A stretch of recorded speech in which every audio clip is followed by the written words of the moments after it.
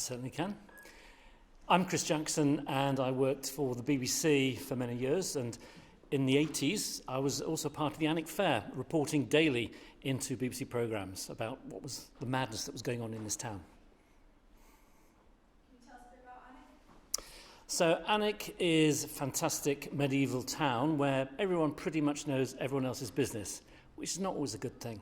But it's great, though, that everybody does, because people clam around and club together to make things happen. And we certainly did during the Alnwick Fair days, where literally everybody just came together. I'll do that again. And back in the 80s, it was great because everybody did club together to just make the fair happen. It needed everybody to pull their weight. It was great. What is or was the Alnwick Fair? The fair was set up really to bring more business to the town, but actually it was just a lot of fun for the town because we all got dressed up. We all could be whoever we wanted to be during Fair Week. We could be dressed in a powdered wig, we could be part of the militia. You could have a whole character to yourself, actually. You could live a different life for a whole week. So it was there to bring business to the town, but basically we had a lot of fun.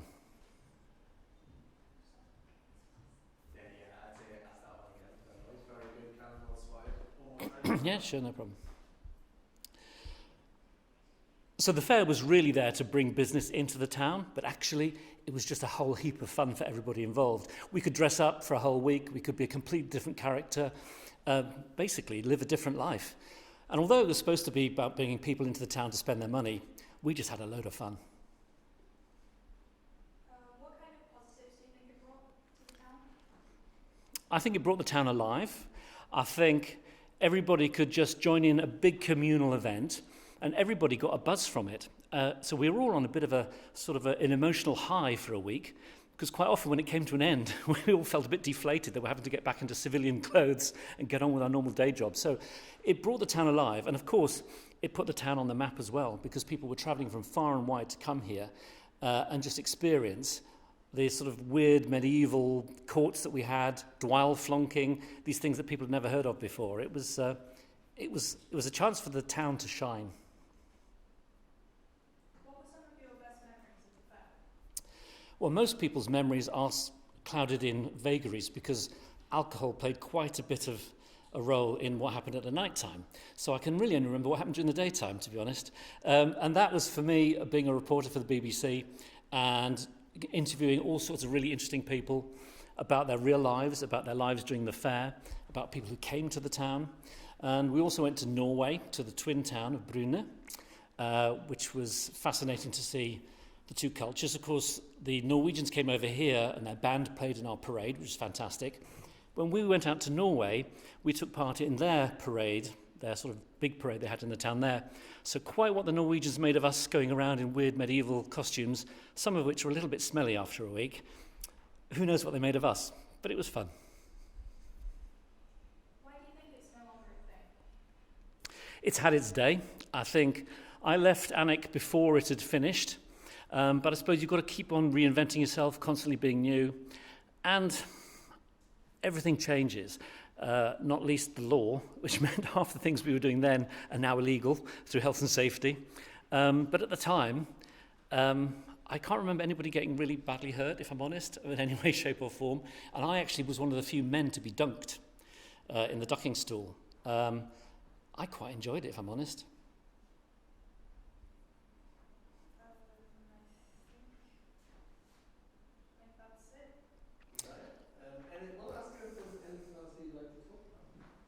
So I've missed that, sorry, Chris.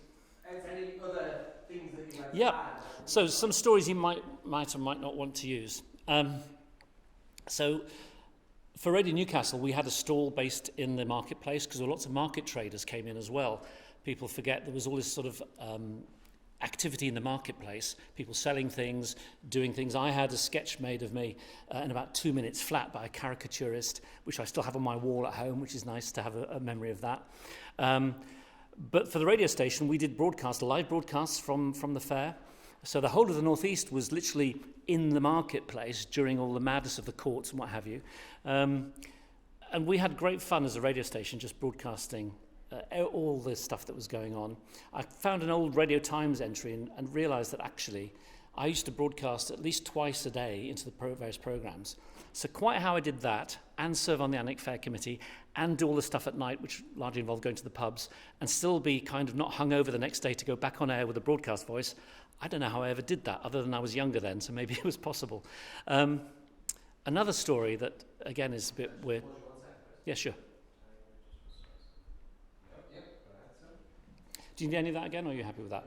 Okay. Another story was when we went to Norway, where it was a cultural exchange, so the Norwegians and the English were getting to know each other, and it came to a bit of a strange head once when I was staying with a family of Norwegians. They were farmers, and everyone was being put up in people's homes, and I was put up in the farmer's daughter's bedroom. Only the problem was the daughter forgot this one night, came home and jumped into bed, which I was already in.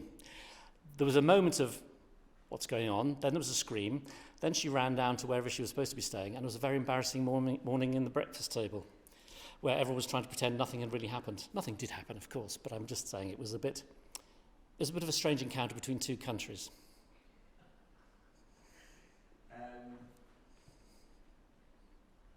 What kind of costumes did you wear? The costumes were always a real big part of it, so I had numerous...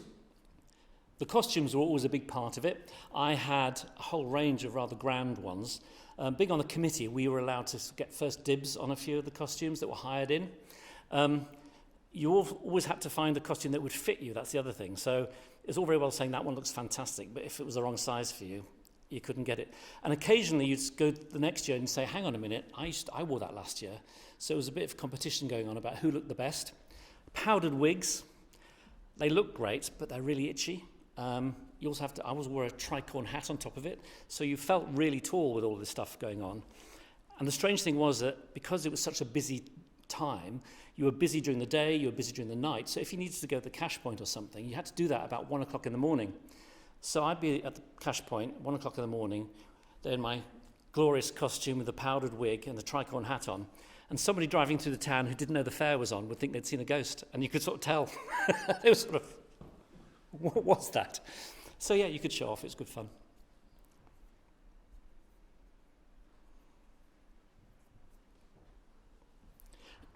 Actually, I've got one more quick story. Sorry, you remind me of something else there. We also had a fair queen every year, which we used to have to choose. And the running gag always was that no matter how beautiful this person might be, no matter how wonderful they might be as a person, and would be the classic case for being the queen of the fair, that somebody else was chosen, perhaps. And the gag always was that the only reason you got to be queen is if you fitted the dress. Now, I have to say, this is not true, and years later, I think people still think this was true. It wasn't a Cinderella-style coronation. Anyone could be queen, whether you fitted the dress or not, we could alter it. So just for the record, everybody knows it wasn't a fix. Could you answer about the committee? Chris, could you tell us about the committee and some of the characters? Yeah. So I was asked to join the committee, really, I think, because I was on the radio and they wanted, to guarantee some publicity, which is fair enough. But I used to get involved in holding Mr. and Mrs. competitions at the Bird and Bush pub, I remember. You were in charge of all sorts of things behind the scenes. So on the committee, you had lots of ideas, but you also had to work really, really hard during the week because you had to make things happen that you said would happen. So we chose, for instance, one year we decided to create a fair princess. So I had to organise how we would do that, and then a prize. And being at the BBC, I was lucky enough to put in a few favours. So the princess that we had for the first year was able to go down to London and have a VIP visit to the Blue Peter Studios. So that was quite a draw to win that prize. So a lot of hard work behind the scenes, but the whole town pulled together. So even just people who weren't actually on the committee would all do their bit. And you really felt that. It was a real sense of community.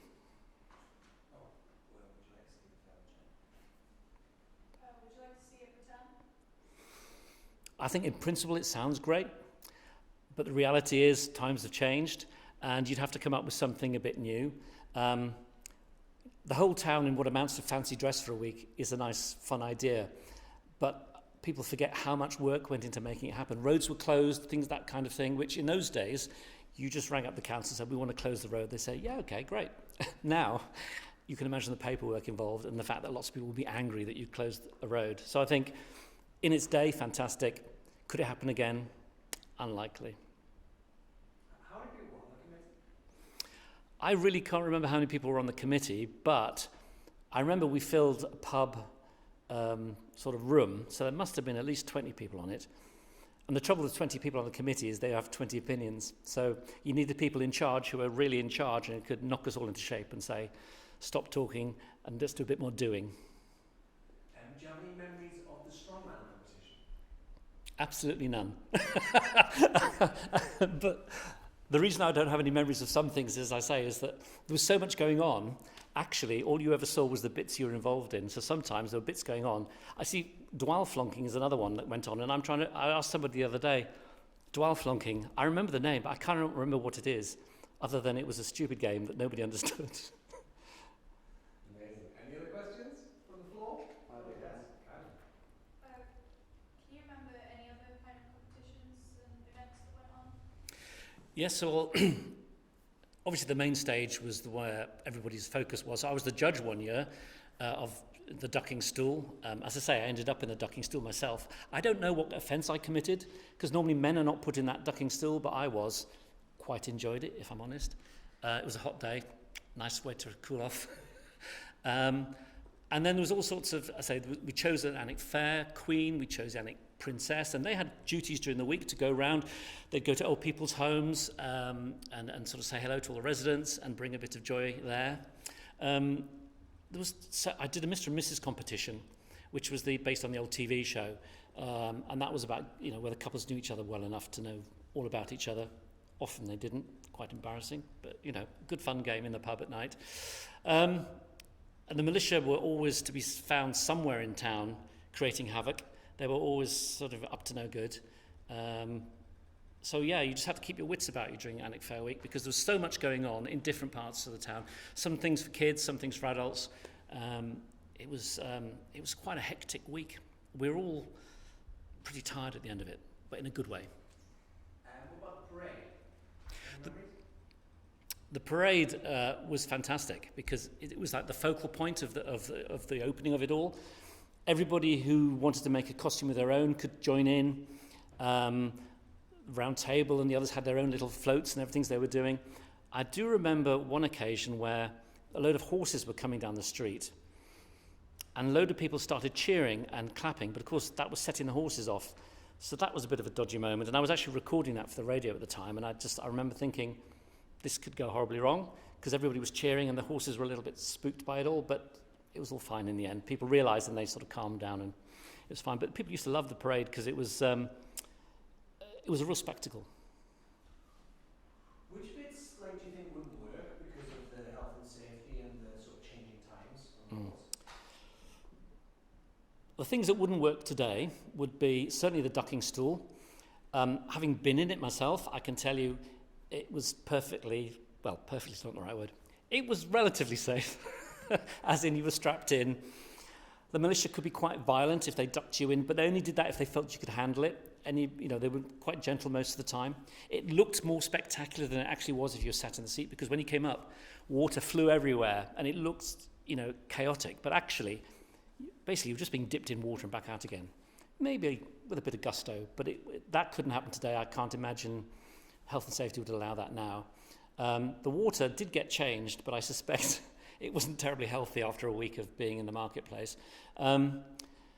Also, road closures. You wouldn't think twice about it then. You just simply ask the council to block off the road and they would do it. Nowadays, you'd have to go through all sorts of mountains of paperwork, get permissions, and we also had a local council then, Alnwick District Council, so it was much more about everybody knew each other and you could ask favours. Now it's the county, based somewhere else, not in town. So I think just for reasons of the way things have changed politically, health and safety wise, I just think things were easier to do then, because you could just ask somebody and they'd say, yeah, all right. You can't do that anymore. You have to get paperwork. Anything else? I've got one other thing I can tell you. You've got enough in your film already. You don't need me, but I'll do one other thing.